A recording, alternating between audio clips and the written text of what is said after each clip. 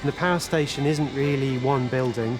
It's an agglomeration of lots of different buildings built at different times. So the way we treat the control room with its refined finishes is very different to, say, for example, the boiler house.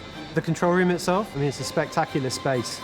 And it's quite interesting to see how it evolved from the initial architect's drawings through to what was actually built. Because the original designs would have been about 1929, when the Art Deco movement hadn't been going for all that long. And then by the time they were building it, some of the decisions they made were a bit braver. And I think you can see influences in the control room from other international Art Deco icons. We've produced our specification that is how we think it should be done, but of course we have to work with the trades to trial these, and it's a process that we all have to go through. So it's a lot of collaboration really and coordination as well.